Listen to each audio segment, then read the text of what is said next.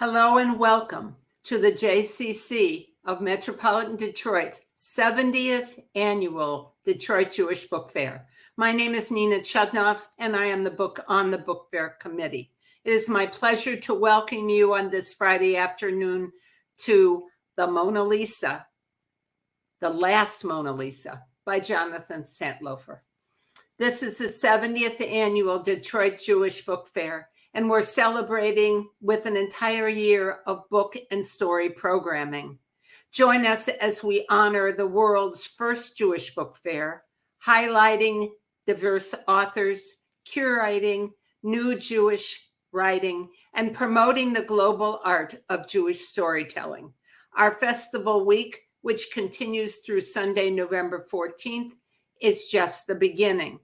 Be sure to come back all year for exceptional opportunities to engage with the best of Jewish books and authors. To see our full schedule of events, watch events that you have missed, or find our online store where you can find The Last Mona Lisa and plenty of other hand-selected books and gifts, visit our website at culturalarts.jccdet.org/bookfair. If you enjoy this event and other book fair events, please consider becoming a patron or donating to book fair. You can do either or both on our website, culturalarts.jccdet.org/bookfair. We rely on community support to make this annual event possible. So thank you in advance for becoming a part of our family. The book fair team would like to thank today's sponsor, Amy and Mark Heyman, for their support of book fair. I also want to extend our deepest gratitude to the whole book fair committee. Your dedication, innovation, commitment, and hard work have made all of this possible. We have a gripping event for you this afternoon, and we want you to be a part of it. You can ask questions and other comments in the YouTube comments section below, or by texting the number in the corner of your screen. Our speakers have a great discussion prepared, and they will take as many of your questions as they can. While you're here on our YouTube channel, don't forget to like this video, subscribe to the channel, or click the reminder bell. That way, you'll never miss any of our exciting events.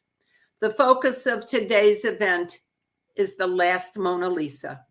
We have with us the author of the book, Jonathan Santlofer, as well as Barbara Heller, Director and Conservator of Special Projects at the DIA, who will moderate the discussion. The Last Mona Lisa is a suspenseful and seductive tale, tapping into our universal fascination with Da Vinci's enigma, the long-held belief that the Mona Lisa that was returned to the Louvre was a forgery, why people are driven to possess certain works of art, and our fascination with the authentic and the fake. Jonathan Santlofer is the author of 6 best-selling novels and the nationally acclaimed memoir, The Widower's Notebook. He is the editor, creator of 7 anthologies, the recipient of 2 NEA grants, visiting artist at the American Academy in Rome, and serves on the board of Yaddo. He is also a well-known artist, having appeared in more than 200 exhibitions worldwide. Barbara Heller is the director and conservator of special projects at the Detroit Institute of Art, where she has had a hand in restoring countless masterpieces, including the Diego Rivera. Please join me in welcoming Jonathan and Barbara.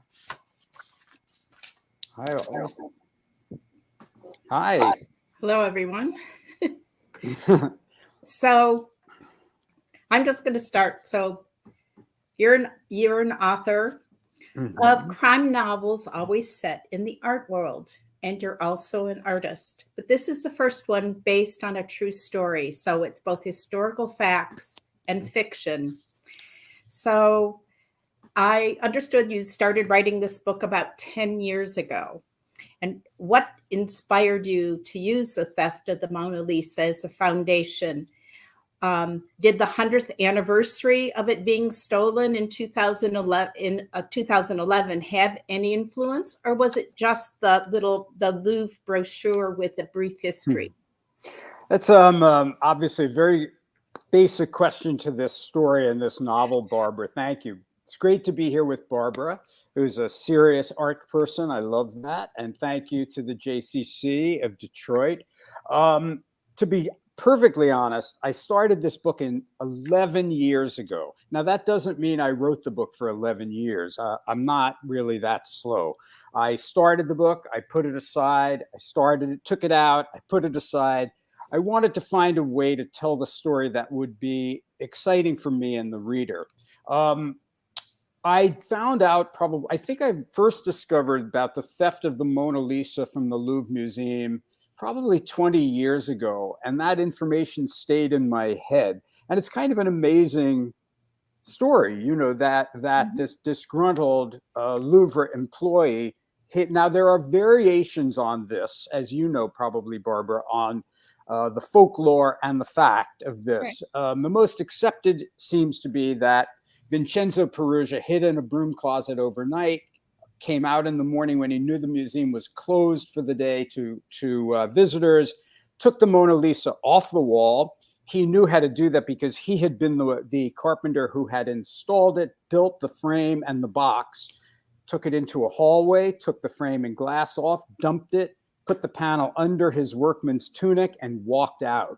But I'll tell you, I think the most amazing part of that story, and you'll love this as a museum person, is that nobody in the Louvre noticed the painting was missing for 2 days, right? Which is just amazing, right? It gives you also an idea that the Mona Lisa was not as famous as it is now. It was a painting that people knew. It was one of the 15 or 16, depending on what you're counting, oil paintings by Leonardo, this very important high Renaissance painter. But the theft of the Mona Lisa made it a media sensation. And I used many newspaper articles from the time for my research, one of which discusses that more people came to the Louvre to look at the blank space on the wall than had ever come to see the actual Mona Lisa before. Yeah, they said 2 days later, 100,000 each day. Day. Isn't that, it's so crazy. And I was going to say, now I don't even want to go see it because there's about 8 to 10 million people that go to the Louvre every year to make sure they see it. And the room is just... I know, when I got permission to see it by myself, which was pretty great. And then I suggested to the curator, I said, why don't you do this, in a better way? Like, let everybody who comes into the museum for the day have 1 minute alone with the painting, which he thought I was out of my mind. And he just kind of laughed. And then I said, and I should be allowed to keep it overnight because I'm writing about it. That he didn't even laugh at all. So, yeah, but it's interesting how the painting was missing for 2 years. And what went on in those 2 years is sort of, I picked from the fact and embellished with fiction, as all storytellers do, for that 2-year period. And that was really tremendous fun for me to do, Yeah. So, yeah. So the book starts in December 2019 in Firenze, in Florence. So which of these prompted you to pick it up again? The 2019 exhibitions in honor of the 500th anniversary of Leonardo's death? Or was it that this December is 108th, this year is basically the 108th anniversary of it being recovered? Well, to be honest, I was originally, when I was first writing the book, I wanted it to, in my head, I wanted it to be finished and published on the 100th anniversary. But things happened in my life, as things happen in one's life, that derailed this book and my ability to work on it. And so then, really, I think probably the publisher tied it more toward the Leonardo, anniversary and exhibition. But for me, as a writer, I think of the things in this book, Leonardo, the Mona Lisa, these are eternal kind of things for us, icons for us. So for me, it was just, I wanted to finish the book. First of all, it was a book that took me a while. And I suspected the book, I thought it would have resonance no matter when it was published. And I still kind of feel that, I've seen now the kind of public, I don't know if not only fascination, but this kind of magic between the public and Leonardo da Vinci and between the Mona Lisa, right?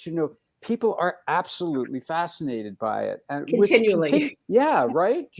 And there are very few things that have that things that have that kind of household name and association. So for me, my colleagues are afraid of cleaning it because they're afraid it's going to change the look of it. Yes, and I the know varnish that. is so yellow you could barely see it now. Yeah, I asked that when I was at the Louvre. I asked about cleaning it, and they don't clean it. They've actually analyzed it, but they're afraid, and they're afraid to take it off the wall for any length of time. Yeah, I know. So, listen, it's fine. Here was a painting that I mean, there's so many backstories, but for the people who don't know, so it was a commission, and from what we gather, and if we can believe Vasari and others, that the sitter is Lisa Giardini, who was the third wife of a silk merchant, and he commissioned the painting of her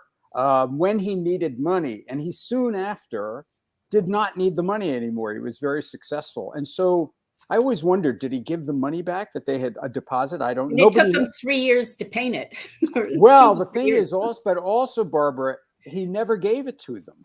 And he took it with him for the rest of his life. The painting was with him in d'Amboise when he died in France. And because he was in France under King Francis I. It stayed there. Yes, it went into the French courts. And then actually the way my book starts, you're in the mind of the thief, but you also will learn, so it's not a spoiler for most people, that when Napoleon came to power, he took the Mona Lisa and put it in his bedroom. Over his bed. Over his bed. So I imagine that painting has a lot of tales to tell. And then it was put in the Louvre where it was If it can only talk. If she could talk, it's a kind of amazing. You see, I think, people say, why is that painting so important? Well, it has this history. It has the Renaissance. It has Leonardo. It has an idea, an icon of a certain kind of feminine beauty at a certain time in history. Also, as I said, Leonardo did 15 or maybe 16 oil paintings. Very few. Very few. We know him through his notebooks and the diaries and his frescoes. But when it came to oil painting, he was a little bit of a slacker, right? And another huge one, unfinished. So I mean, yes, but I mentioned that's in the what book, I love about it. Well, yeah, and he was still painting it supposedly toward the end of his life. Yeah. I mentioned in the book my main character, Luc Perrone, who is the great grandson of the thief, the actual thief. So the thief is a real person. Luc Perrone is a fictional character who is going back to find his great grandfather's prison diary. But I wanted to respond to something you said. So one of my favorite paintings in the world is an unfinished Leonardo in the Uffizi called The Adoration of the Magi. Right. And Luke and his sort of girlfriend, Alexandra, in the book go through the Uffizi, and he has some thoughts about that painting. And I think that painting is amazing. And I think that Leonardo was smart enough not to finish that painting so that it's so vibrant and alive and it's still in progress, And you can see the technique. Yeah, so that's the other side of it. And exactly. So so Leonardo's just a continuously fascinating character, and I was drawn to the story because of the theft, because of forgery, because I have an art background, because I've been writing thrillers, and I wanted to do all of that. I think the book ends up for me, and it has been called this, a kind of combination of a historical novel, a romance, which is shocking to me. I've never written a romance, though I think there are 2 romances in this book, and a suspense novel. So I think it is all those things, and which was great for me, to open up what I do in my work. So it's kind of fun. So I think I've got 2 different questions to Sure. ask you, but before I go into some, I loved all your double entendres and play on words. So, and then before I even talk about the characters, I wanted to, this is not only this story, there's art replicas, there's forgers, art theft. And I understand that you also paint replicas for private collectors by commission for the last 20 years. So how do you make legal art forgeries? Well, I'm sure you know this, but there are rules governing replication in terms of you have to change either the size or the material or this and that. I'll tell you a great story. So I think it's a great story. So a collector, a finance gentleman, wanted me to paint a Franz Klein painting from 1950 that he had been bidding on at auction, and he dropped out of the bidding at X amount of millions, whatever. And he asked me to replicate the painting, and I said, fine. I make my replications look exactly like what I'm doing. But he then told me it was going to go in the atrium of his financial firm. And I said, oh, so it's a quasi-public space, so I have to do something else. And so what I did was I painted the painting in exact replica, but in mirror image. And he said, people come in all the time and say, oh, so you did buy the painting? And he says, no, mine's newer and cleaner. One of the other things you have to do if you're making replications is you have to sign it yourself on the back. And it would preferably you also embed your own signature into the painting, which I often do. But this brought me really close to the art forger in the novel, who was a real character, Yves Chaudrin. And the scenes that I was writing when he's forging the Mona Lisa, I loved writing those scenes because I could sort of imagine it. I know what it feels like to slip inside another artist's mind, the artist's body. thought process, right? Yeah, but I also understood with this character, that there's a little bit of sadness for him because he's so talented, but his gift is all in his hands, and so he's making other people's work. But that was another thing that drew me to the book, and another thing that that I played with both fact and fiction, that there were at least 6 copies of the Mona Lisa made during the time it was missing for 2 years. You might notice that the Prado is exhibiting one of those Mona Lisa copies. Yes, they have the earliest known version. Right. And they that have was maybe from the studio because it's been there the whole time. Exactly. It's one of the few they believe was made in Leonardo's studio, very possibly by his assistant or one of his assistants.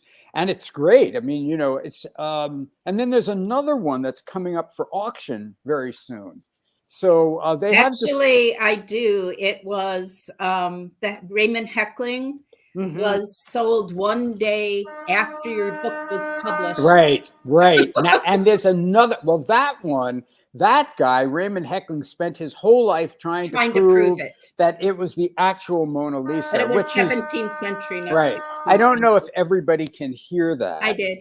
Yes, there is some vehicle blasting its horn. I am on West 28th Street in Manhattan in the flower market. It's a very crowded street because it's filled with plants and trees and flowers, and the trucks can never get through. So they're always blasting their horns. So hopefully it will stop. But I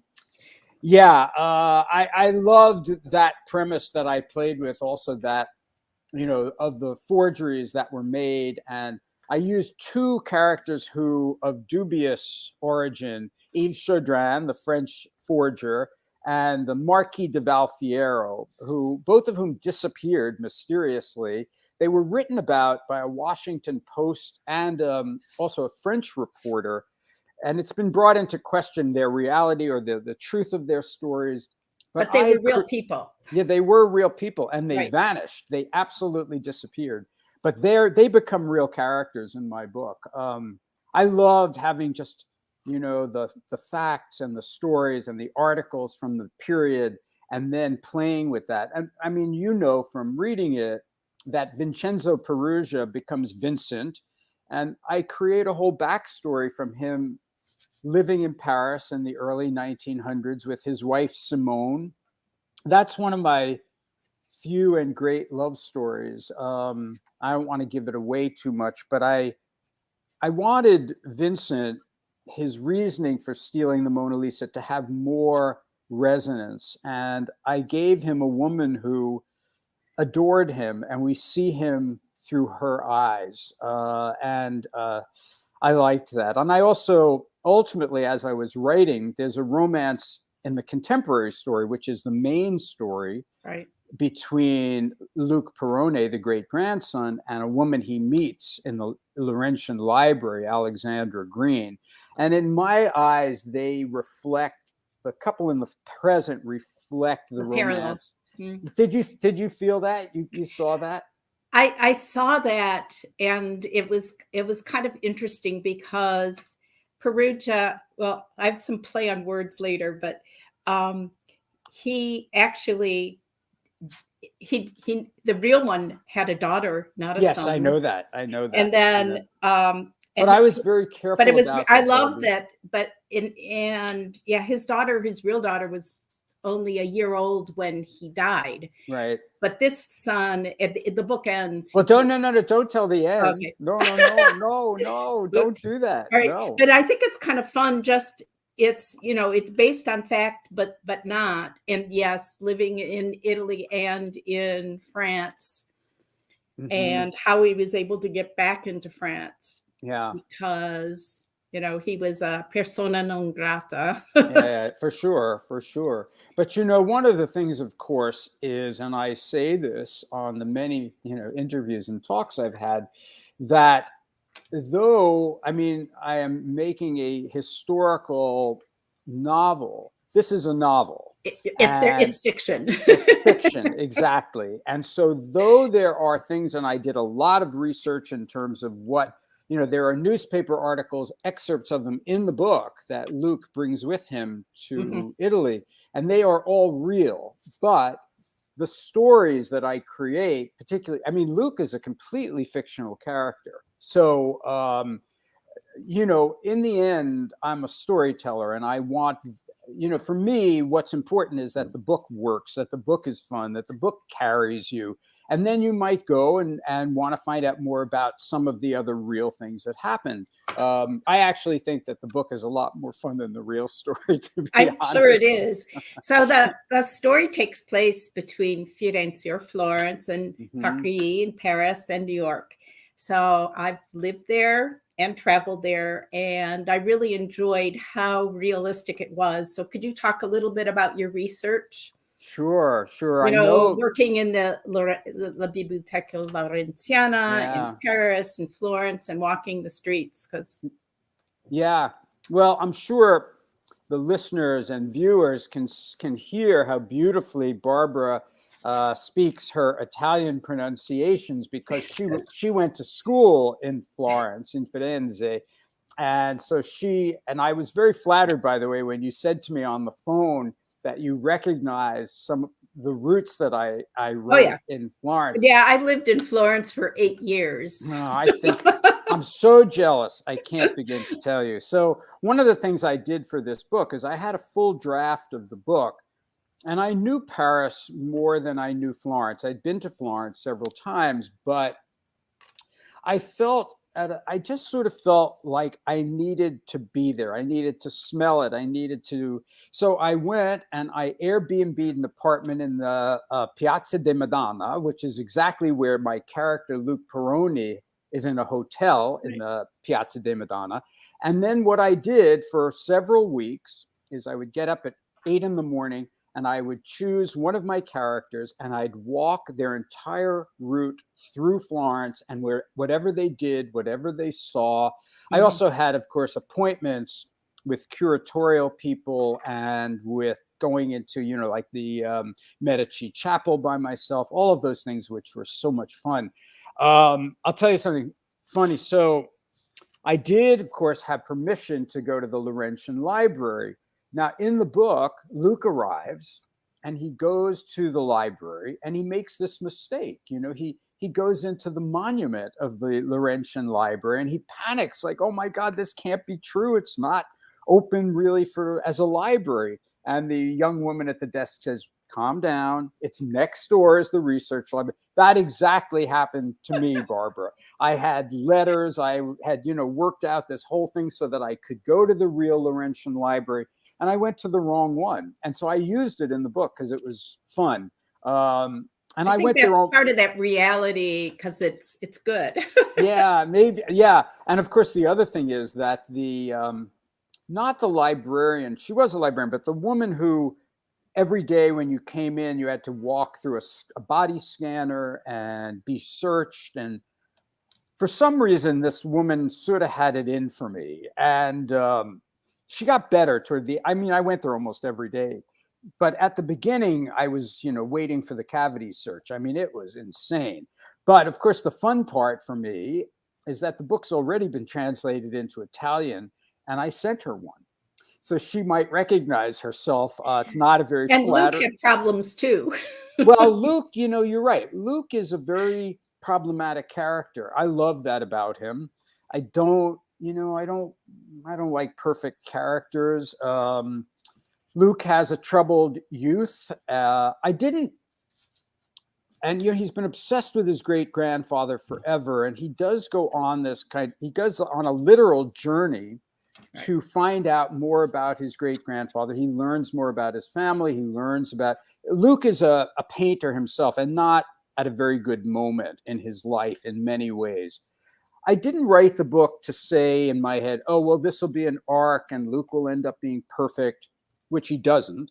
But I did think it was let's call it a journey that Luke would take, and the reader would take that journey with him, through this. But also, I should say that one of the reasons the book took me a long time to write was I needed to figure out, I knew I wanted it to write a contemporary thriller that had a basis in the past. And I needed a portal, a way to go back and forth. And so I created this prison journal that Vincenzo Perugia kept, which is completely fictional. And so what I had to do was write that journal. And I had to find a voice for it. It had to be very straightforward. You probably noticed that the journal has only periods. It has no other punctuations. It's all simple sentences. It's very declarative. And I use that. So Luke is reading, and then you read a section of the past written by Vincenzo Perugia, and then you literally slide into the past. You're in Paris with Vincent and Simone, or you're with Vincent when he goes to Picasso's studio, or when he's with the art forgers, when he walks through the cemetery Père Lachaise, or, so you literally, it took me a while to figure out how I was going to do that in a seamless way, and a way that would be easy for the reader to move as well. Yeah, it really does, because it's both facts and fiction. It goes from both the present and the past. So you're continually going back and forth, and it is quite a lot of fun. Good. Great. Yeah. So you were at the American Academy of Rome for a year. So how well do you know Italian?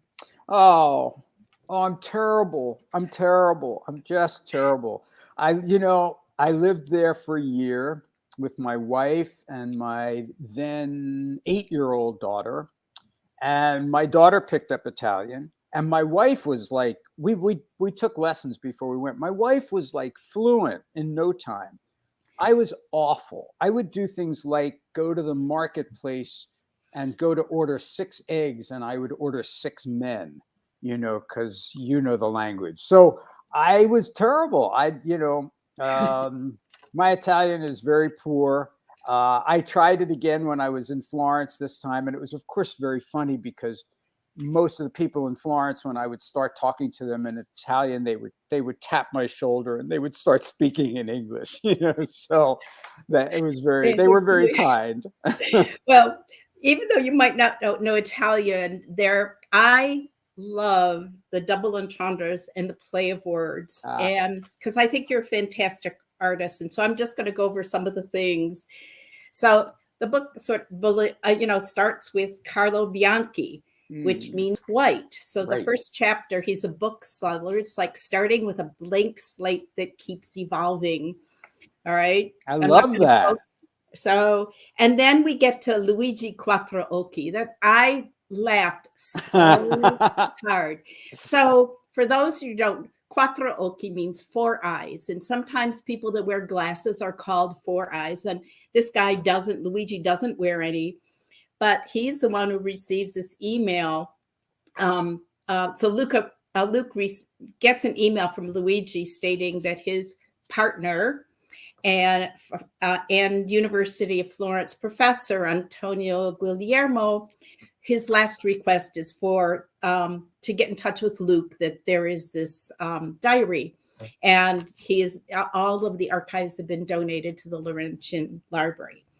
So that was kind of fun. There's double entendres and plays on words. And Luke Peroni. So Peroni is a brand of both water and beer in Florence. And it's kind of like washing and cleansing the past, because Luke is a recovering alcoholic. So, and then Perugia. Mm-hmm. So you'll find with only one G is the name of a city in Florence, and just connection with Judaism. Jewish surnames in Italian are the names of cities or professions, and Perugia is the capital of Umbria. Right. And for me, that's kind of another little play. And all the articles, a lot of them will have one G or a double G. Right. So for me, that's another little Jewish connection. Right. And then Alexandra Alex Green, or Alexis Verde. Right. And Verde means green, and same in green, and green means go. So for me, there was all these double and just plays on words that I just really enjoyed. Well, Barbara, you are a very perceptive reader, and that you speak Italian. Even in my novels where I'm not working in another language, every single name is important to me and has meaning. So I mean, when I was in Italy, called me 4 eyes in Italian, kidding around, and I had no idea what they were saying at the time. As you see, both of us with our glasses. And so I used that.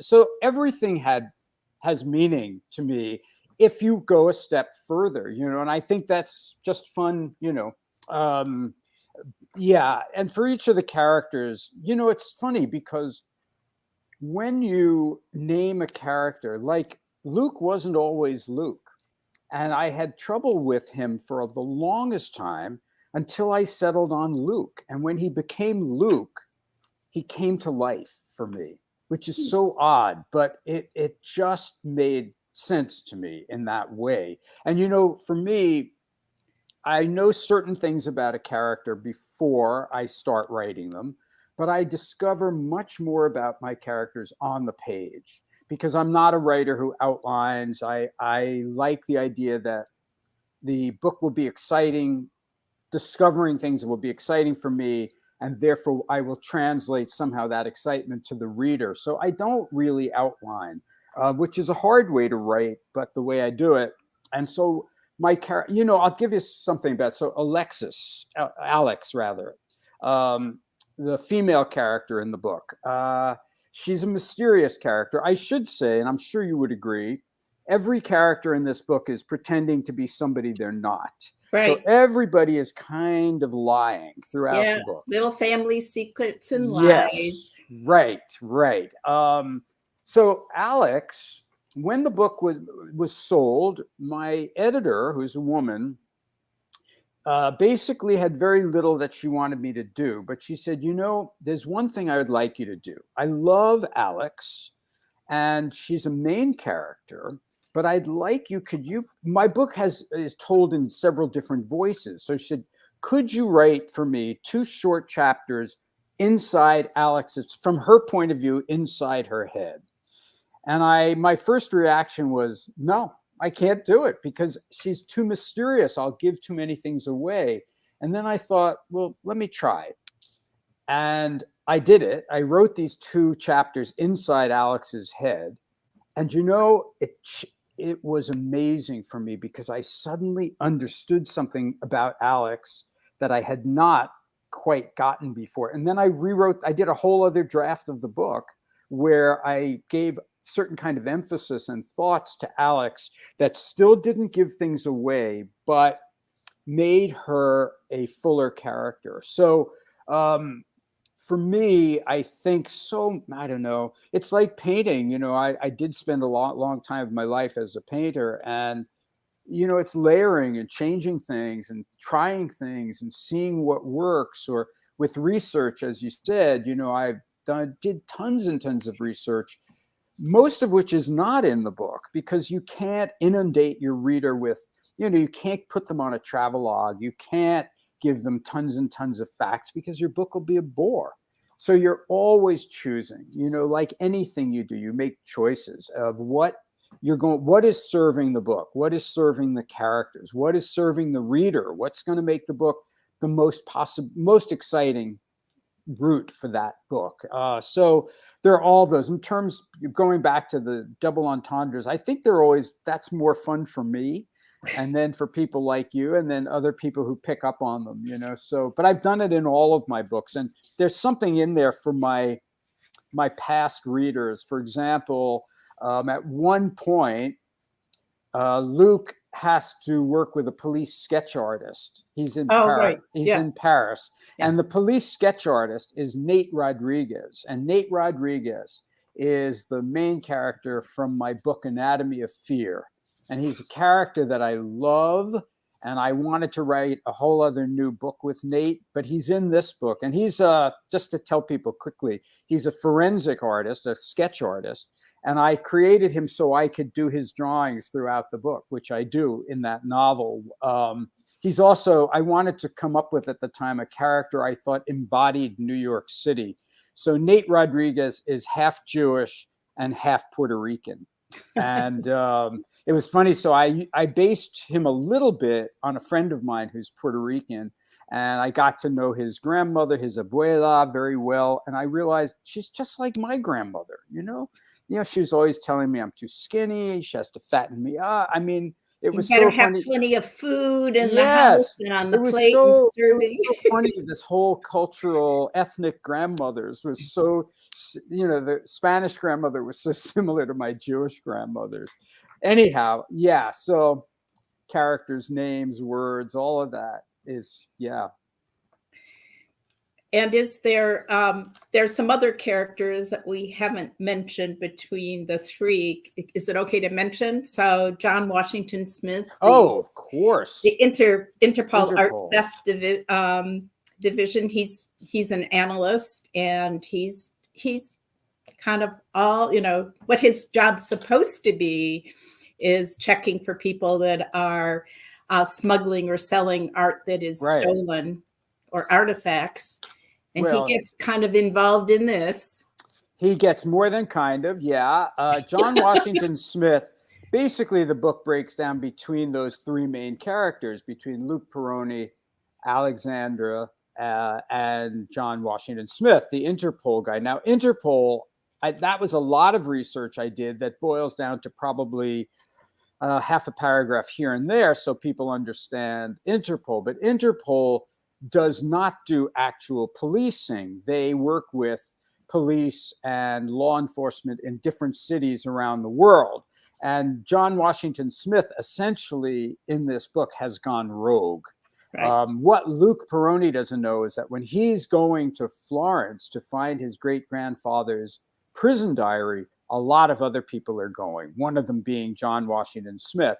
And then there are also some very nefarious characters, because this prison diary, I'm not going to tell people, I don't want to ruin it, has some secrets that a lot of people want to know about, and which people will go to extreme lengths to find out, including murder. People are, I mean, Luke has no idea what he's stepped into when he goes into this. So Smith, let me just say this about Smith. I thought about, there's a kind of cliched trope of two characters who don't like each other, and then they become best friends or they fall in love. And so I didn't want to do that really, but I did see that Luke Peroni and John Washington Smith were two characters who came from similar rough backgrounds, from sort of difficult backgrounds, and that they had that in common, even though they have an initial, they're at odds with each other and they don't like each other.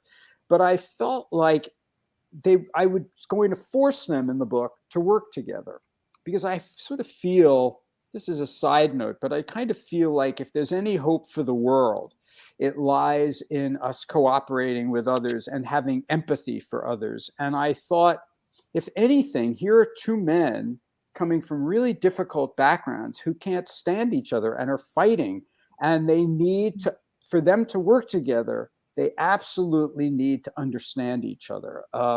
So that was an interesting part of the book for me. And I grew very fond of Smith. I mean, I tend to grow fond of all my characters, even the psychopaths. It's very fun to write a psychopath anyway. He's not a main character, but there is a psychopath, and they're very fun to write because they're insane, I mean, and a crazy person. And in fact, when the psychopath in the book, I invented a whole backstory for him, which I only show in tiny, tiny little fragments. But I knew his story because then I could write him. I could understand. The unnamed person? Yes, exactly. Yeah. Exactly. Right. Yeah. So, but when you're writing, when you're painting, you can see it, or doing a drawing, you can see it in front of you. The change is the whole thing. When you're writing a novel, a big book, it's all in your head, and you have notes and stuff, but you're keeping it in your head in this way that is, I mean, sometimes I feel like my head's going to explode when I'm doing it, because it's very difficult. And there's a feeling of racing for me, when I'm writing a thriller, that I have to take breaks, so that I don't exhaust myself with, typing. How do you keep it all organized? I keep a notepad next to my computer, yellow legal pads, and I write down a timeline, and I try and reorganize that when it gets messed up. I always, at the end of a day, I make a list of everything that's happened that I've been working on, and the next day I rewrite almost all of that. That's where I start. What I did the day before, I rewrite it, and that also usually the night before, when I'm encapsulating or summarizing for myself what I've done, I think, okay, this should come next, and then that should come next. And they don't always play out exactly the way I expect them to, but I have an idea where those people and where the story is going. At a certain point, the story just starts going, and I have to race to keep up with it, and then I'm a huge rewriter too, so I rewrite, and then I think, oh, I've just done something on page 289, and that is going to affect something I wrote on page 27. So I have to go back to page 27 in that chapter and rewrite that and seed that with something that's going to happen later. It's a continual process of figuring it out. And that's kind of a great thing. It can make you crazy. I'm working on another book right now that's making me want to jump out the window, but I'm going to try not to. So, but this book, this book for me, because there was so much in it that was very rich, in terms of art and forgery and family secrets and obsession. I really wanted to make it as simple as I could, though. Do you know what I mean, Barbara? Like I never want the reader to think, wow, this was hard work. Do you know? I mean, it is hard work, but I don't want them to see that or to feel that. I want them to feel like, oh, I'm just moving with the book. I'm just going with the story. Yeah, you want to be able to read it and Right. not have to go back and say, wait a second. Or it's like your history books are going, wait a second. I think I missed a date, or I missed. Yeah, right.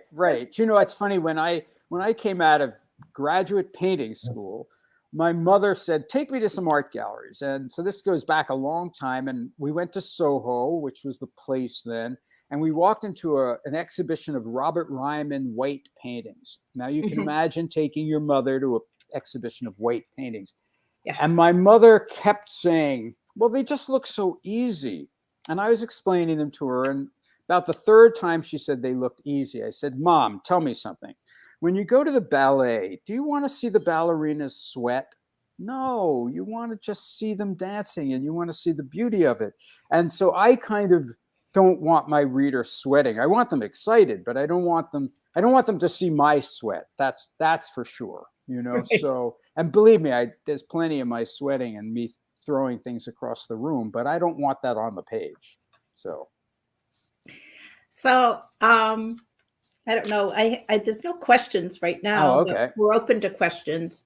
I understand you already started to write a sequel. Can you give us a teaser? Yeah, I can give you a teaser. I don't know if I'm allowed to ask, but Yeah, sure. I'm interested. Yes. What I've done is I've taken the main characters from the last Mona Lisa. So Luke is back. Actually, they're all back, but I don't want to say too much because I don't want to ruin the book for people who haven't read it. Okay. The story is entirely different, but it also has a similar structure. That is, there's a story in the past and a story in the present. The story in the past is so much fun that I can't stand not doing my research. The story in the past, I discovered a portrait artist who was also an art forger in the 1940s in Hollywood. And he's a real character. And he was best friends with John Barrymore and Errol Flynn. And he painted Greta Garbo as the Mona Lisa. And so my story is I use that real character in the past, and then I bring it to the present with a painting, a questionable painting that may or may not be real. And then we follow both of those stories to a conclusion. So we're going back and forth in time again in a very different way. So there's no Leonardo, there's no Mona Lisa. There is another painting. There is, so yeah, I'm about a third of the way into it. So I'm at a point where for me, it's very difficult because, if you saw my real desk, it's just covered with hardcover notes. I have lists tacked to the wall above my desk of following one timeline and then another. Do you have different colors for different characters so you can get them sorted? Okay. I do. I have different colors. I'm a visual artist too. So yes, I have I have a card table and I have index cards, and all of those are color coded. So the cards in the past are blue, the ones in the present are white, and then in the corner I do a little color thing for each character. That's my fun part, but I don't, it won't have that much to do with the last Mona Lisa except for structure and the characters. And I hope it will be as good as the last Mona Lisa, which, has, I'm knocking wood, has been doing remarkably well and has been very successful. I think there's some magic in the Mona Lisa, like we said earlier. I think it's going to be, it's going to last a long time. So, So this has already been translated in Italian. I know Yes. that. So your first debut novel, The Death Artist, that I read years ago, was translated into 17 language. So I hope this one has the same success. I'm sure it should be. Well, thank you. It's already, let's see, it's being translated into Dutch, German, Russian. I can't remember, but it's already, that's happening. So that's good. The Italian one, the Italians bought the book almost instantly, which makes sense because the first part of the book takes place in Italy.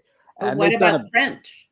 The French, oddly enough, they bought all of my books. They haven't bought this book yet. I think maybe they don't like it because it suggests something about the Louvre. I'm sure they will buy it eventually. But there's so many copies of the Mona Lisa. I mean, there's more. I think you said in the book you said that there were six made during the Vienna, Dusseldorf, Antwerp, plus 2, which would mean the one that Luke had and the one at the Louvre.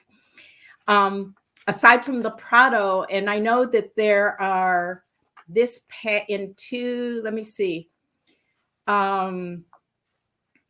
There was one sold in New York in March 2019, another one in Paris in November 2019. Yeah, you see, for me, and a third in Christie's Paris in 2019. Yeah, so I mean, I was just all over. Yeah, I know. I was just concerning myself with, for the sake of my story, ones that might have been made during its absence. I want to tell another great. Can I tell this one great thing that became research? We have time. So I arrived in Florence, and a good friend of mine, Judd Tully, who was the editor of Art and Auction and follows all the auctions, said, "You have to meet my artist friend Lorenzo Pezzettini. He's a Florentine artist." And so I called Lorenzo. He immediately came to meet me, had a drink. And while we're having a drink, he says, "Oh, it's too bad you weren't here for my exhibition at Le Mirate Contemporanea." And I say, "Le Mirate, isn't that a prison?" Yeah. So Vincenzo Perugia was interned in Le Mirate prison. So it turns out, of course, I said to him, I couldn't believe the prison still existed. I had no idea. So this contemporary, much more than that, Barbara. Much more. Okay, so for those that don't know, in Italian, murate means walls, and so this was a nunnery. It was a monastery, a nunnery first. Yeah. So I got permission to get into the actual prison. The contemporary art place is very small. The prison is closed. It's a monument. Who knows what will happen to it? So I got a guide. They gave me this young man, Stefano, opened up these locks, and we climbed up these stone staircase. It was really quite creepy. I walked through the halls. I walked in and out of the cells. There was graffiti from the 16th century, 17th, 19th. And then I asked him to lock me into one of the cells. You're kidding. He did. No, I wanted to feel what it felt like for Vincenzo Perugia. So he locked me into one of the cells, and I had that I used it in the book where Vincent walks the 6 feet one way, 9 feet the other. That's all the cell was: stone, cold stone, 6 feet, 9 feet. And in fact, I had a moment where I thought, is my Italian good enough to yell out to this guy, "Get me out of here"? But open the door. The thing is, of course, he couldn't hear me because the doors are like, 8 inches thick. But there's a little thing where they would put your food through, which was closed. But he came back and peeked in and said, "Would I like to come out now?" I was like, "Yeah, I've had it." But, you never know when you go to a place that something amazing like that could happen, that the prison exists, that you would get into it. All of these kind of things are remarkable. And that was, to me, very important. It brought Vincent's life back to me. And it does. Another great thing was that in the book, I have Luke goes to Paris to find the art forger's great nephew. And he discovers that Vincent and Simone's apartment still exists. And he goes there. And this elderly woman lives there. And on the walls of the apartment had bled through a kind of pentimento of Simone, Vincent's wife, had painted With the the ivy, walls yeah. with ivy. And so it was a way, though, to bring the present, the contemporary story right into the past. You know, he sees it. He now knows it's all true. That, of course, is complete fiction. And I didn't know I was going to necessarily write that until I was writing it. And then I went with it and I felt it. And I knew it was an important moment in the book of uniting the past and the present in a very romantic way. And I'm not going to ruin it for the reader, but there's also something very awful that's happening concurrently while Luke has gone to this apartment, which you find out. So there's a kind of awful, violent, scary thing that's going on while this beautiful moment about the past has happened with Luke. Yeah. Which is always fun as a writer, you know, to Right. do for your reader, you know, surprise them and keep them on their toes. So if right? we do have questions. So I'm going to go to the questions. Okay. And I just wanted to, Naomi Levine, I love the book. I was intrigued that Picasso was implicated in the theft. Can you elaborate on that? And also any plans to, and so was, yes. Not just Picasso, but well, Picasso really was implicated. Picasso and Apollinaire. Yeah. Who was actually put in jail because he was Jewish. Yeah, that's right. And they were interrogated. They were locked up. They were involved with stealing these small artifacts, and that was true. And they tried to, after the theft of the Mona Lisa, they dumped their stolen artifacts in the Seine because they didn't want them in their studios, and they were arrested. So Picasso, that is absolutely true. And I must say, I had so much fun writing the scene where Vincent in the past goes to visit snotty little Picasso. You know, I just enjoyed that a lot.